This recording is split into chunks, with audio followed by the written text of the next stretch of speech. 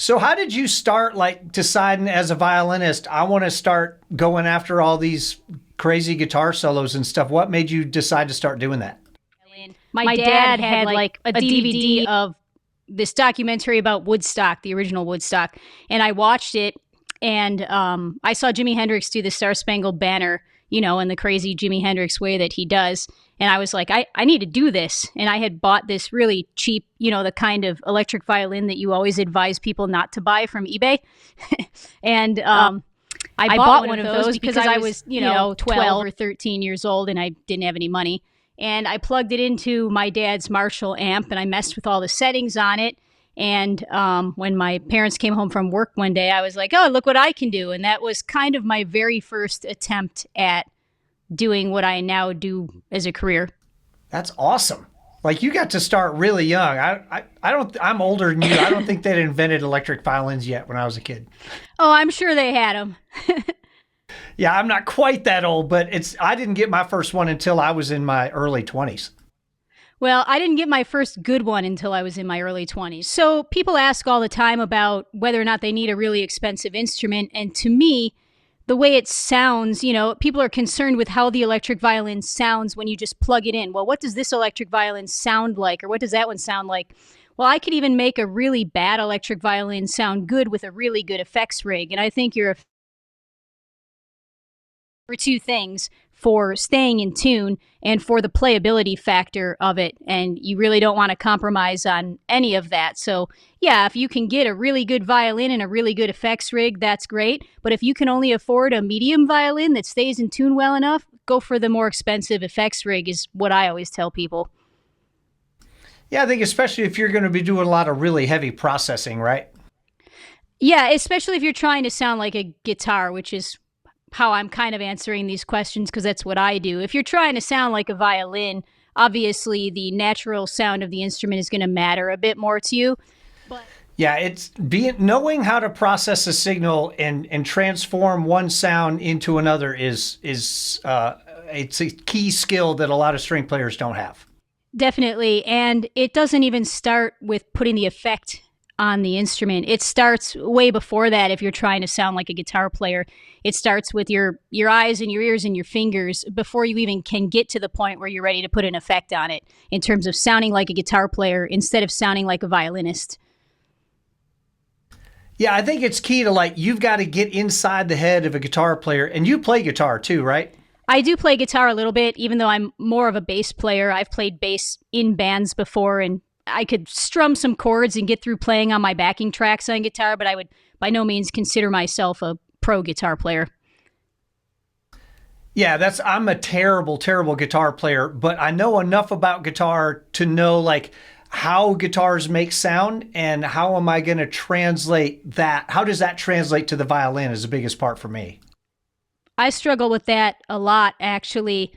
The things that are really easy to do on a guitar are really difficult to do on a violin. Sometimes it has to do with the type of pickup that's there. Sometimes it has to do with, locking tuners not being present and things like that, or having to intonate frets by physically moving the bridge. It's stuff that is a bit of a handicap to a violinist that a guitar player usually doesn't have to think of those things. And then the other thing, a lot of times these guitar solos, they are written in such a way that they can use the mechanics of the instrument to their advantage. Like they've got these box patterns that they can just run up and down the neck really easy, and that doesn't necessarily translate to the violin. Sometimes an easy guitar solo can be a hard violin solo. Yes, that's exactly true, actually. The first thing that I like to do is, well, if you're trying to learn a guitar solo and you look at a piece of guitar music, even with notation, even if you're not talking tabs, you're talking notation, and you try and just play it, you're really not going to be able to do that because, first of all, the guitar sounds an octave lower than it's written. So you're going to be playing it an octave higher than what it's going to sound like when a guitar player plays it, unless you transcribe it down an octave. And also, you're going to see things like bends, and you're going to see hammer-ons and pull-offs, and you're not going to be able to know how to sight read that as a violinist. So the first step that I do is I retranscribe every guitar solo that I play in a way that makes sense to a violinist, because being classically trained, that's what I'm used to. And I can memorize something a lot faster if I transcribe it into notation as well. So everything that I do, I've created an easily readable, specific towards violin that will achieve the same sound as the guitar, but something that's easier for me to read. Then after that, I try and figure out what are the things that makes this guitar player stand out? What are their signature things? And like I just did an AC/DC solo, and Angus Young has these really, kind of sexy bends all the time. They're not the hardest guitar solos, but the way that he uses these bends and his timing on them, how do you duplicate that on a violin? A lot of violinists will just try and slide to emulate a guitar bend. I actually physically bend the string, and I have the bloody fingers to show for it too.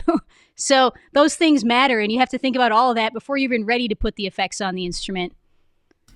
I love that. So you're learning to play these solos just dry, no effects whatsoever. Yeah, that's how I always start out. I learn everything without even the effects are the last thing that I do when I deal with all this. I figure out how to do it. It's like putting together a puzzle. If you're a guitar player and you want to learn how to play Crazy Train, you just go on YouTube and there's 100 people telling you exactly how to do the exact same thing on your instrument. For what we do, where are you going to find it? Who's going to give me a tutorial about how to play Crazy Train the exact way that Randy Rhoads did with the exact effects on my instrument? It just doesn't exist. So you figure out the puzzle pieces first, how you're physically going to achieve the same idea that the guitar player had. A lot of times for me, it comes down to, do I use a portamento or do I use the Digitech whammy? Or do I use a combination of both? And if I use the whammy, do I use a dive bomb? Do I use an octave? Do I use a fifth? Do I just use a third or a second?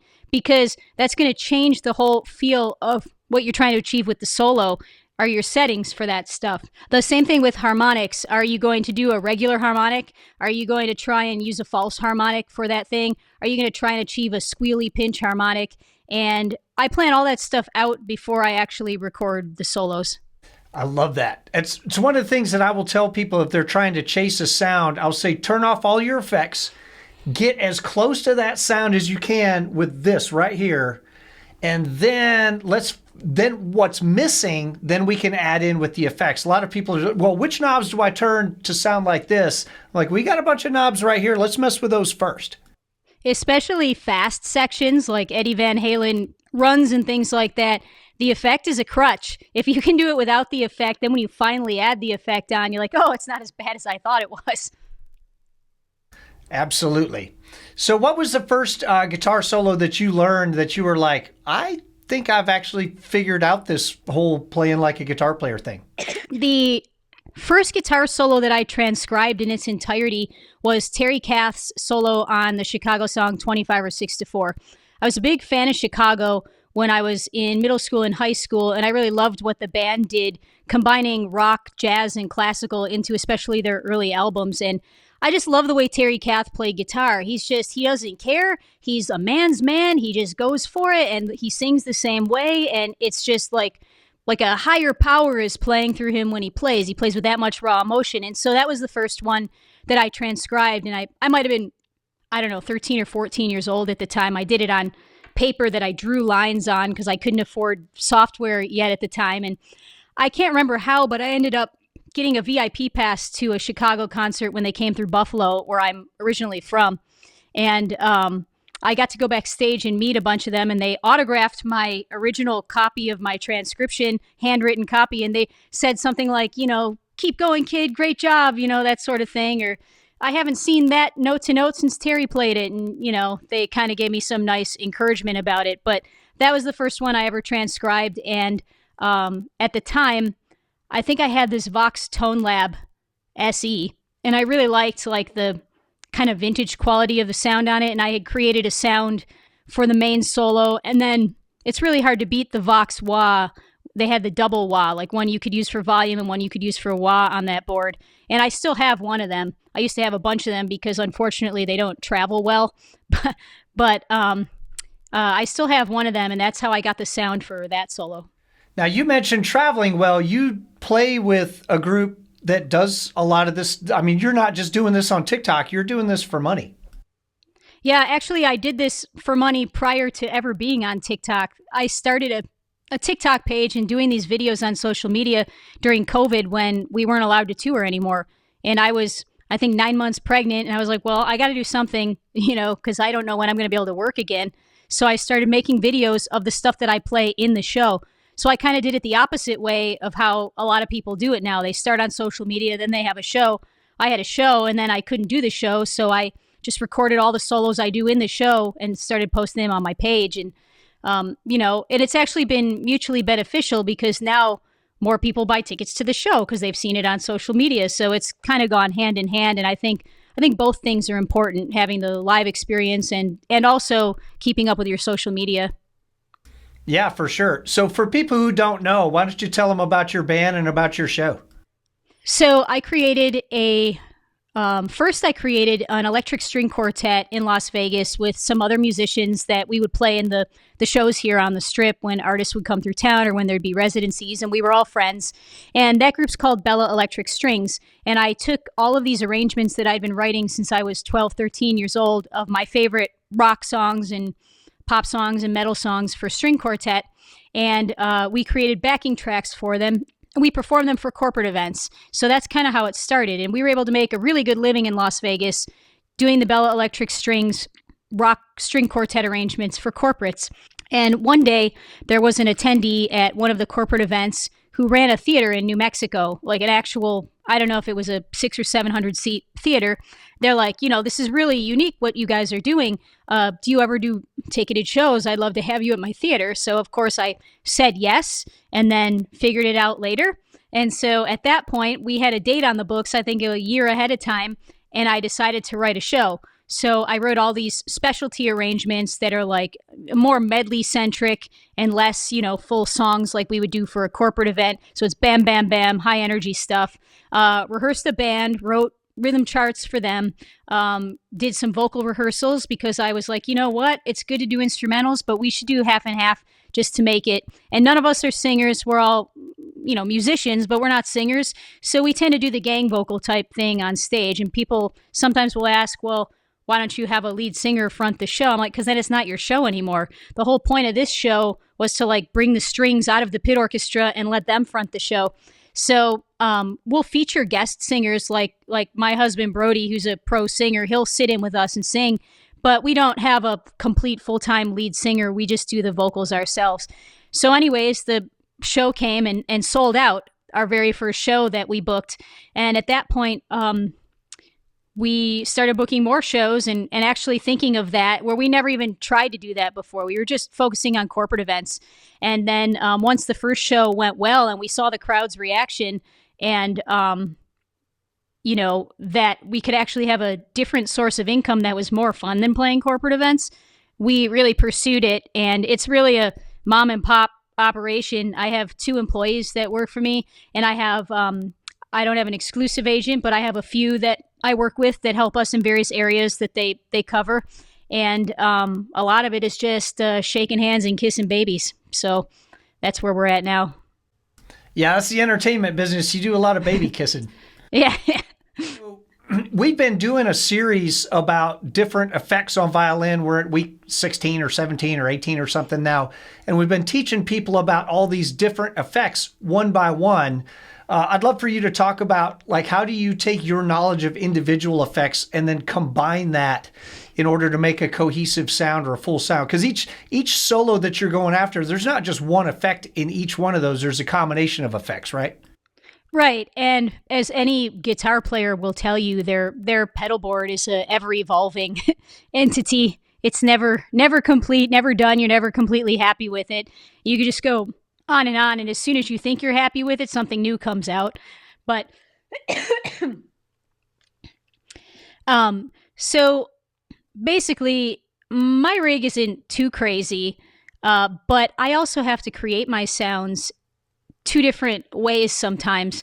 Sometimes when you record through Logic or Pro Tools or whatever you're using, the sound is going to sound different than it does when you're blowing through a giant PA system at a performing arts center or a casino showroom or a arena or something like that. And so every time I record something new, I'll kind of research how the guitar player did it. And you can kind of get close, but the EQ is going to be a lot different with the violin. And, I think EQ and compression are kind of two of the most important things with changing from what a guitar player would do to exactly what a violin player would do. And when I do the studio work, I'm really lucky because my husband Brody, his main instrument is keyboard, and you know that keyboard players, they just love to make sounds. That's their thing. That's sound like this or something. He can usually, between the two of us, we get it pretty close, and he does like the final mastering on the audio, because I don't want to put out cell phone quality recordings. I'll record the video and the audio, and then, professionally mix the audio and then put it out so that people have a quality listening experience with things.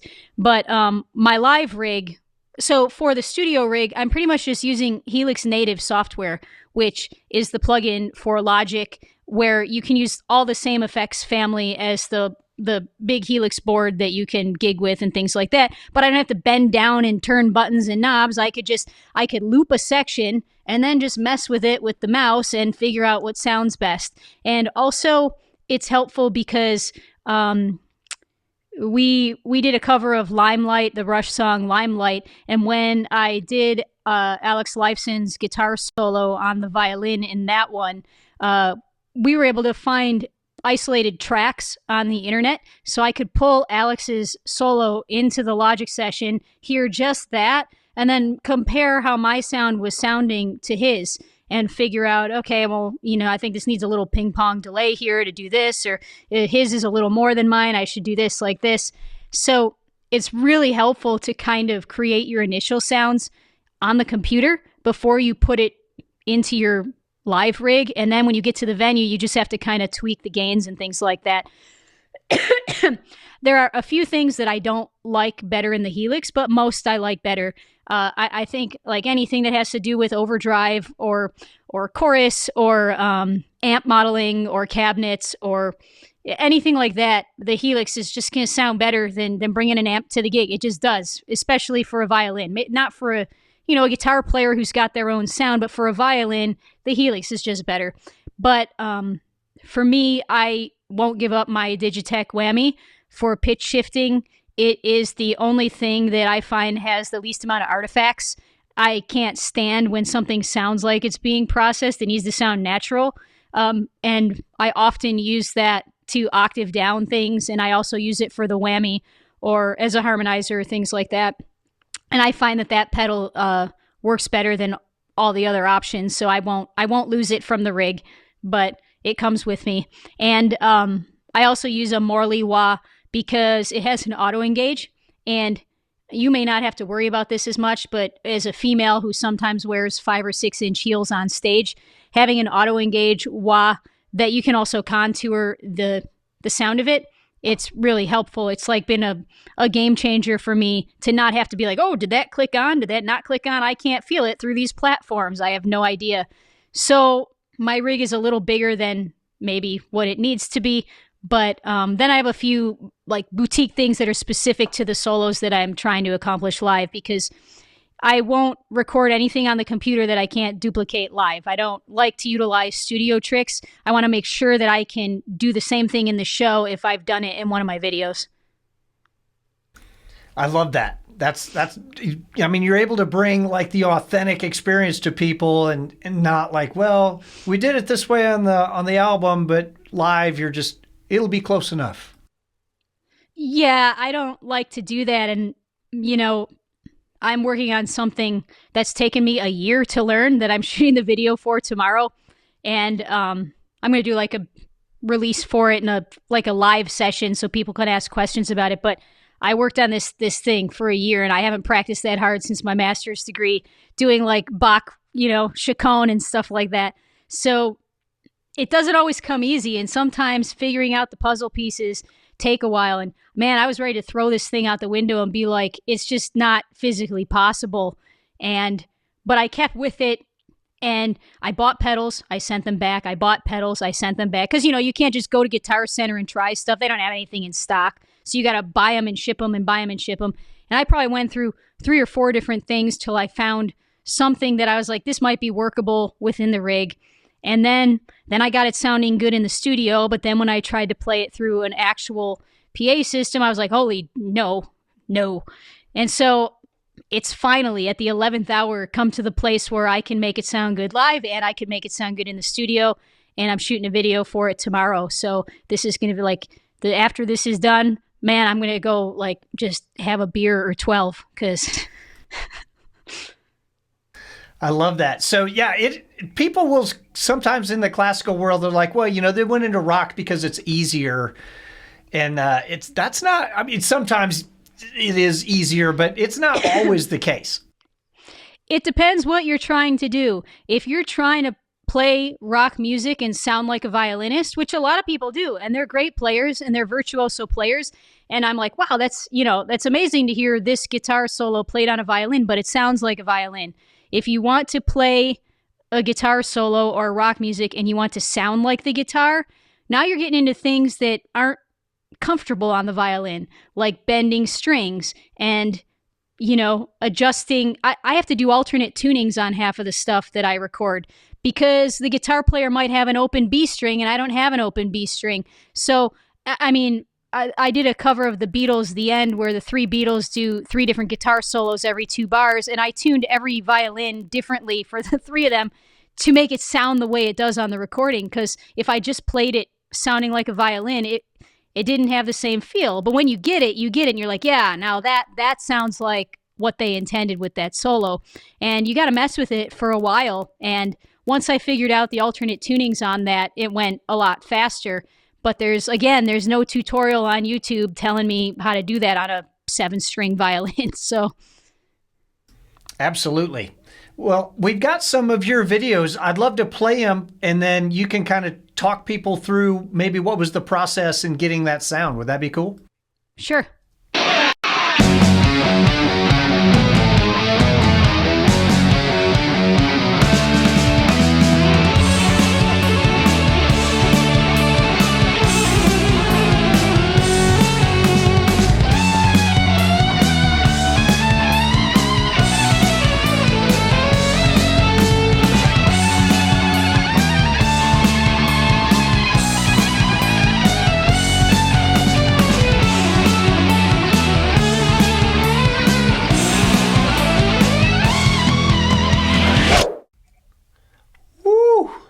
That was nasty. Very nice. Why don't you tell people what was the process there? How'd you do that?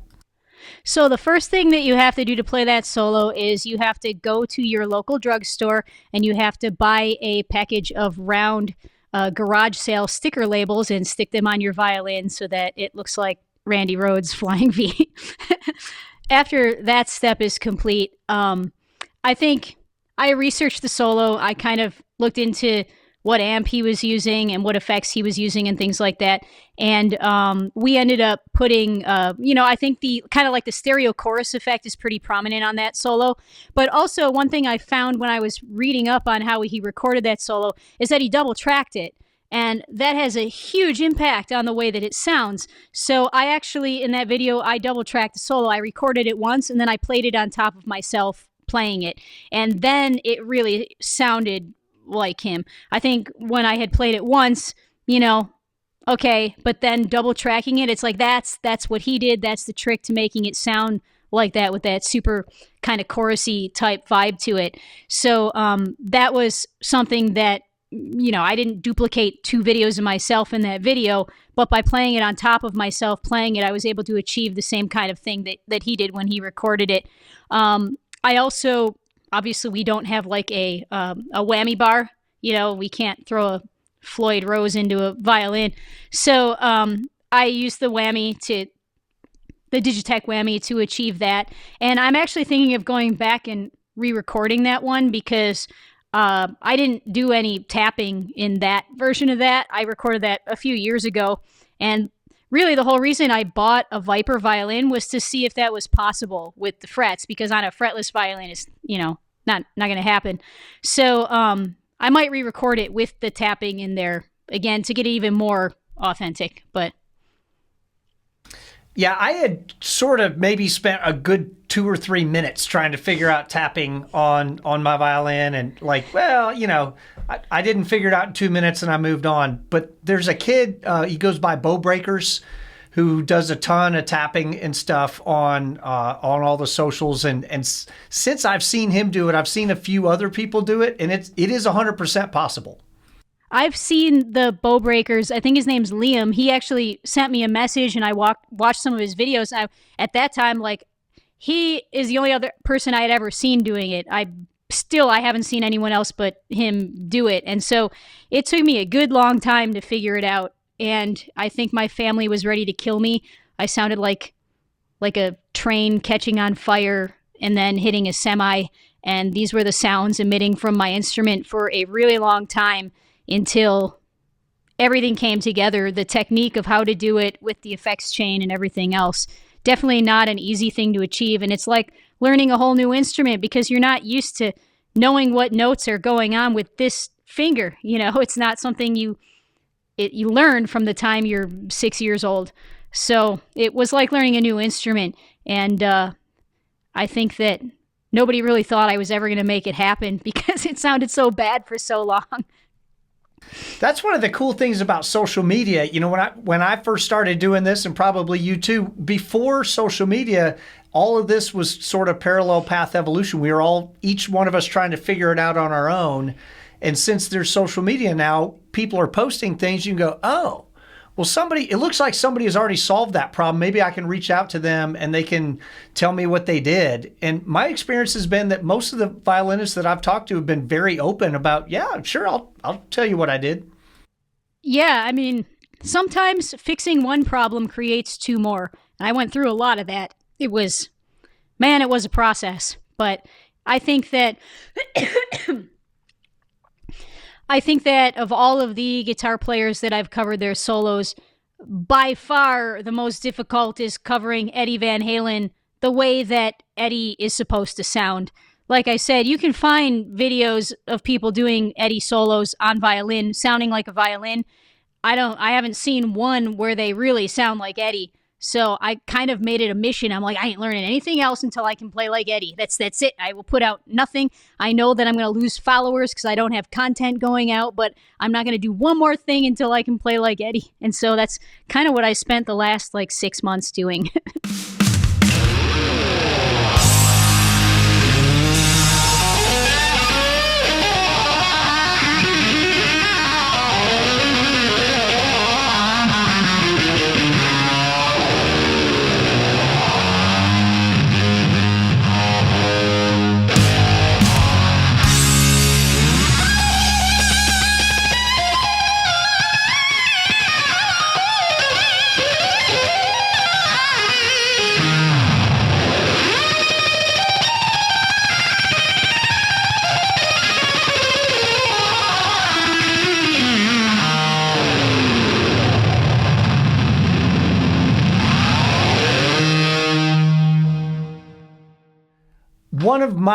I don't think it's fair that Comfortably Numb has two of the greatest solos in rock history in one stinking song. That's another one that you've done. Let's listen to your version of that, and then you can kind of talk about it for us.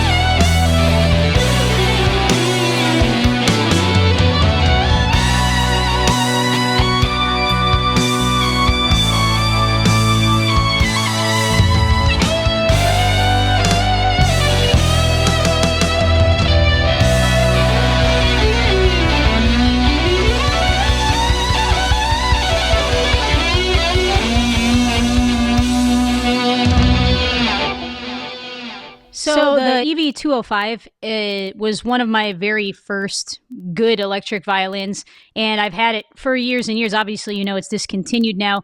And the newer model Yamahas they came out with, I have the YEV, but I skipped over the 255. I never changed over to that one because I didn't like having the external. I have so much stuff on myself when I perform anyway that I don't need an extra thing on me, and I don't need adapters and extra cables that can go bad. So I just kept the 205 and got a couple extra bridges for it because, you have to replace them every now and then. But I like the way it sounded, and it's easy to play because the neck is narrow and I have really tiny hands. So for a long time, that was my go-to violin. And when I recorded Comfortably Numb, this was one of the first videos I made during COVID, and I think I might have even still been pregnant in that video. I'm not sure, but it was a early one, and I didn't even own a Viper yet. So that was my performing violin at the time. But I always record David Gilmour solos on a fretless instrument. I've also done Time, and I recorded that on a fretless 5-string Viper. Slightly different sound than the Yamaha, but I think they were the right choices for the two songs, Comfortably Numb and Time. You have to really capture that floaty quality with David Gilmour's stuff. And this was an early video. I think in the last 2 years, I've learned a lot for audio engineering and mixing and things like that. Back in those days, right after COVID happened, or maybe that was more than 2 years ago now. God, there was like a vortex of time from COVID to now, like what happened. But I couldn't even engineer myself on a recording back then. So I had to have Brody do everything for me. Now he kind of comes in at the end of the process and just he'll do the master mix for me, but I'm able to get it in there and engineer myself and everything like that. But back then I didn't know how to do that, so I was trying to be as efficient as possible all the time with everything because you got someone else there like, did you nail it yet? Okay. So, but he helped a lot with that sound, I remember. And, one of the biggest things with Gilmour, again, is like this chorus effect. And also the way that you use the slides and the way that you use the harmonics. He hits some really important harmonics in the Comfortably Numb solo. And I wanted to make sure that I could hit those same harmonics on the violin.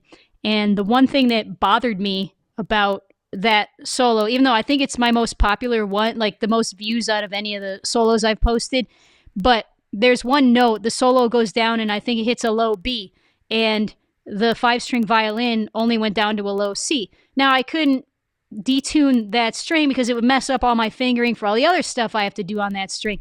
So that actually inspired me to go and get a 6-string violin at that point because I was like, no, I can't do this. I know it's only one note. I had to go and post, and we had to pitch correct the open. I played an open C and we had to pitch it down to a B to hit that really low note. And I'm like, but never again am I ever going to do that. I'm going to have the notes that I'm going to play. So at that point, I found like a used 6-string fretted Viper on eBay because the wait to get one was so long at that time. So I got lucky and found one on eBay and bought that. And then after that, I realized 6-string still wasn't enough. So then I had a custom made 7-string after that.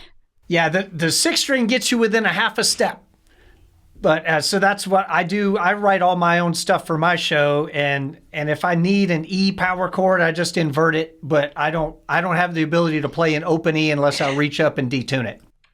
When I did the Purple Haze solo, I just tuned down to a low E, but that one worked in the context of the fingering. I didn't really need to do a lot of stuff on the E string. I just needed it to hit that low E. So I tuned the F down to an E, but for some of the other stuff that I do, I use all 7 strings for it. Well, that's the cool thing about a lot of guitar solos, too, is that they're generally working up the neck. And there's a lot of guitar solos that you can play note for note on a 5-string violin. Yeah, definitely. And you know what? It's easier to play a 5-string violin when you can. Yeah, to me, 6 is about as easy as a 5, but 7 starts getting pretty stinking hard. Yeah, it's a big learning curve. The 6 was a big learning curve because my hands are so small, like painfully small hands.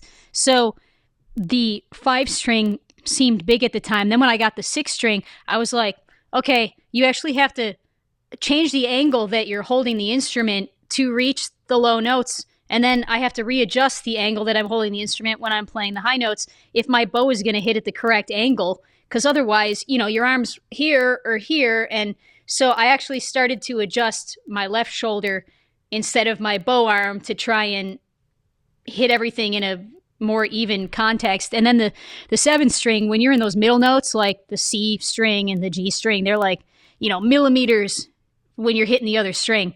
It's difficult, and it took a lot of practicing to be able to feel comfortable on like the low 4 strings. Yeah, there are certain advantages to being bigger. I'm 6 feet tall, so I don't have to move as much on the instrument. But with the extended range instruments, you do learn to get a whole lot more accurate with the angles on your right arm. And then you go back to a 4 string, you're like, oh my God, this is so easy. I just recorded something with my acoustic violin, my good classical violin. And I was like, this feels like a toy. What is this? It's so tiny. We've got another tune here. This is one of your tunes, right? Yeah, I think I sent you one of my originals, a little clip of it, not a full thing.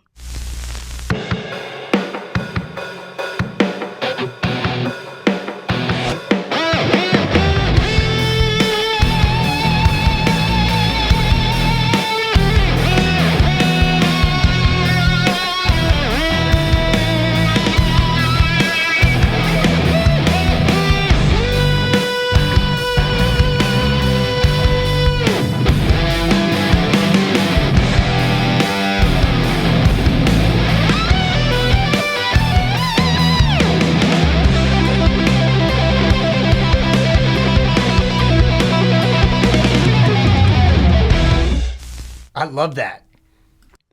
Thanks.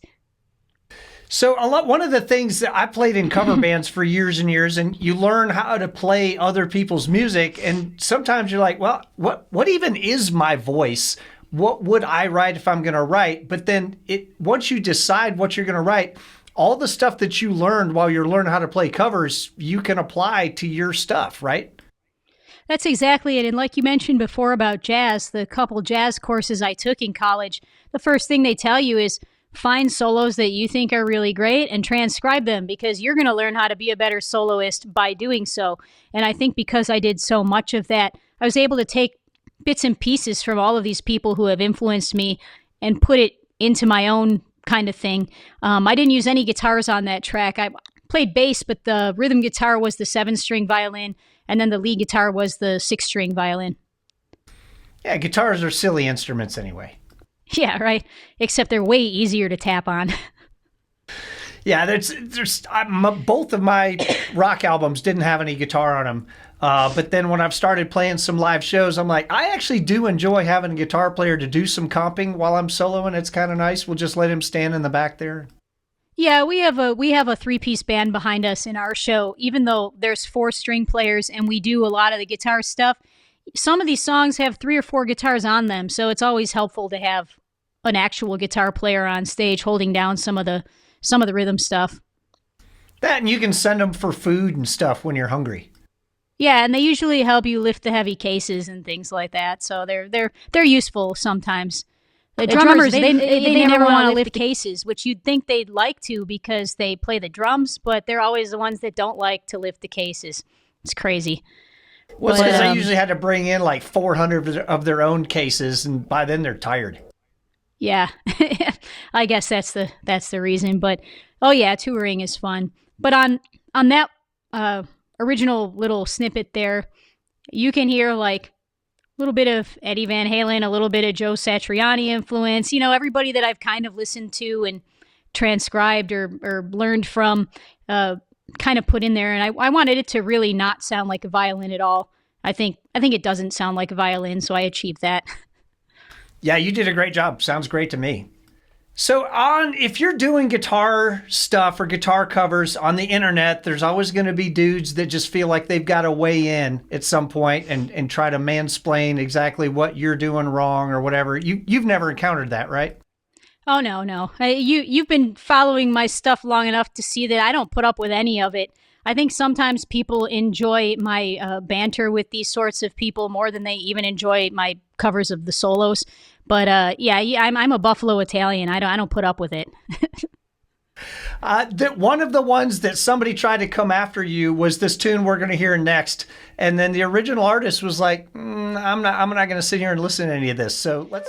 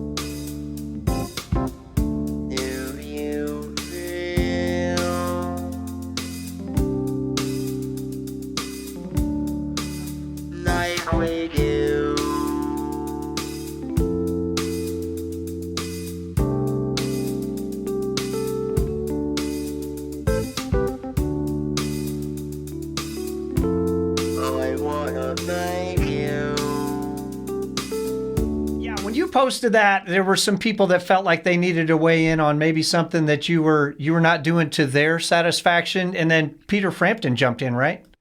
There's always people that are like, oh, you're just miming to the original recording, that's not you, like, why you gotta fake, you know? And then Peter Frampton shares it on his own page, and he says, I'm so honored that you learned me note for note. I don't think I could even learn me note for note, or something like that. And he shared it on his Twitter page and on his Facebook page. And I earned a follow from Peter Frampton for that.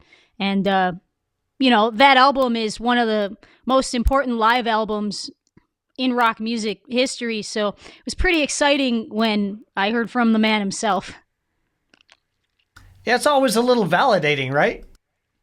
Yeah, definitely. So far, none of the original artists have reached out and been like, just stop, that sucks. So it's been all good feedback so far. My experience with trolls on the internet, I have yet to see a single person drop negative nonsense into somebody's feed, and then I go to their page and I'm like, oh, that guy's actually really amazing. He's earned the right to say whatever he wants.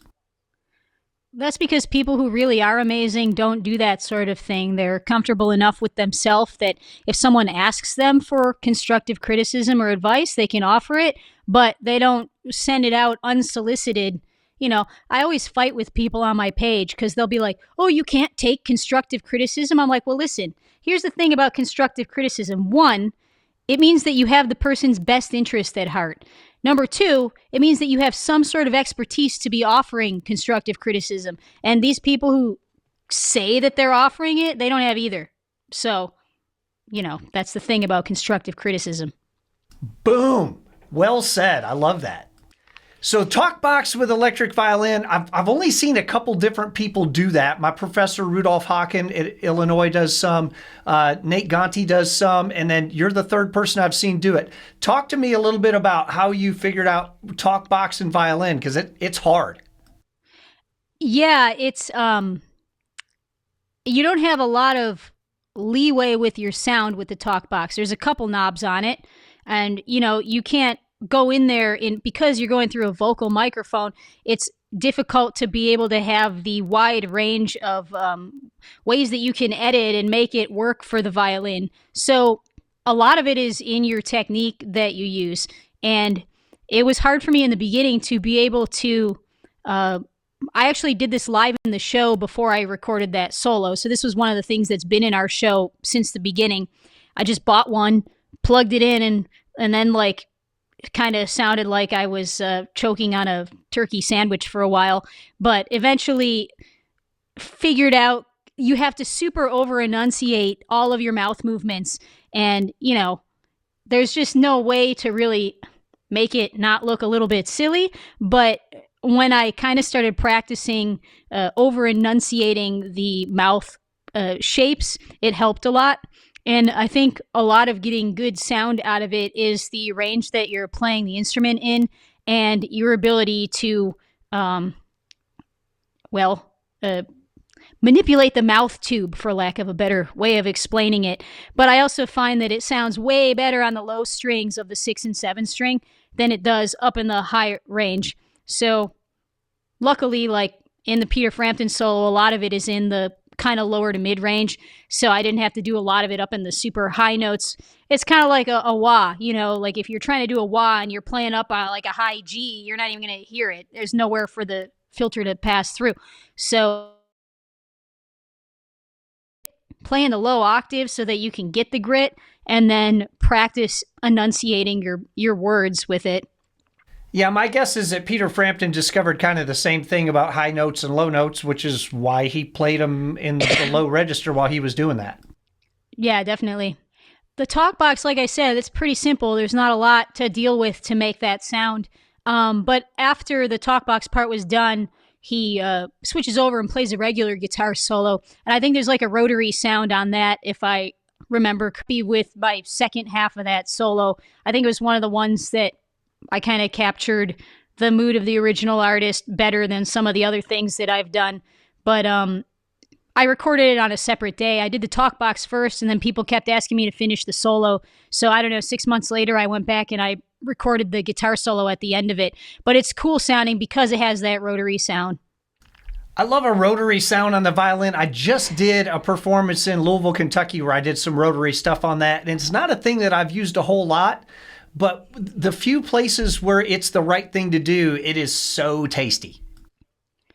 Yeah, definitely. And again, I'm lucky that Brody's a keyboard player, because that's one of those sounds that, you know, he's good at dialing in, helping dial in. There are a few things like the whammy pedal that the Helix supposedly has modeled the whammy, and it's one of those that they didn't quite get it all the way right.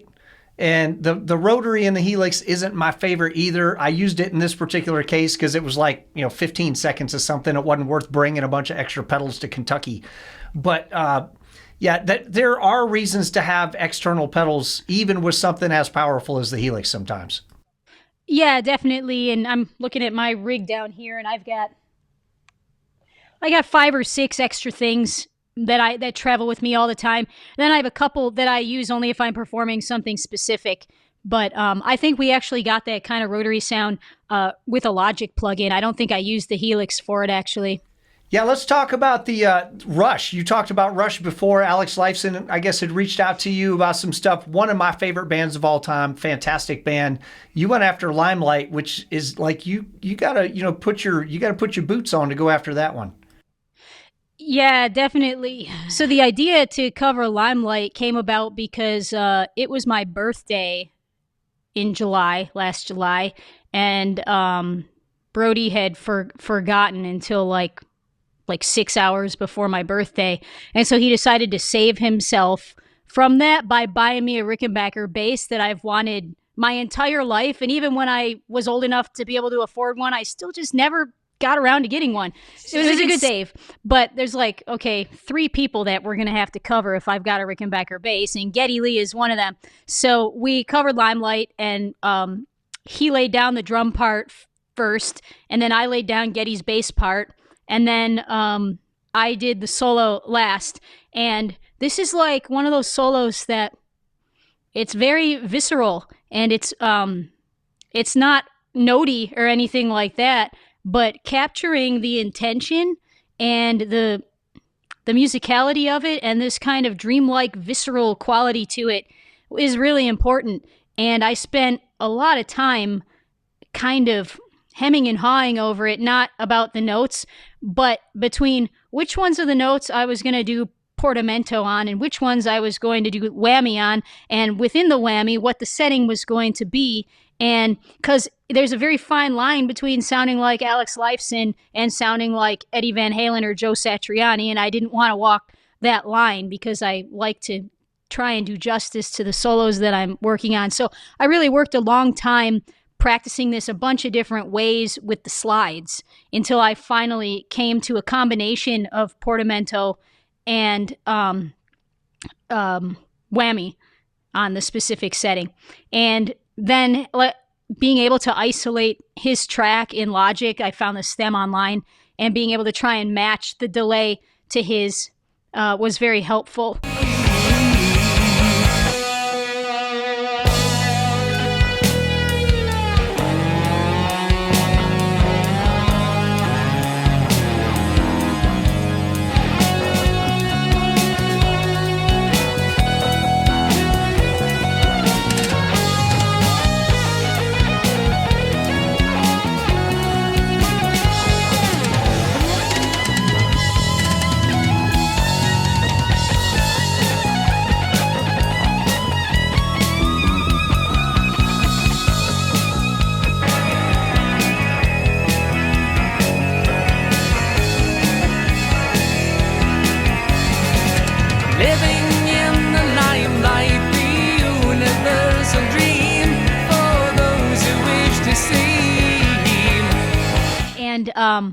This is another one that it got a lot of views and a lot of comments. Rush fans are very educated fans. They know what they're talking about, and they have a certain expectation, and 99.9% of the responses were positive. I'm like, oh, I should only do Rush songs because these people are a lot more polite than some of these other people that leave comments on my videos. But anyways, there was a lot of people who thought that I was just miming the Alex's solo because it sounded close enough where people thought that was the case. And the funniest thing was Alex commented on the Instagram video, like himself. He commented on the video, and then the very next comment after him was a guy saying, "You're just miming to the original recording." And I'm like, the guy right above you is the original recording. That's him. How could you say that, you idiot?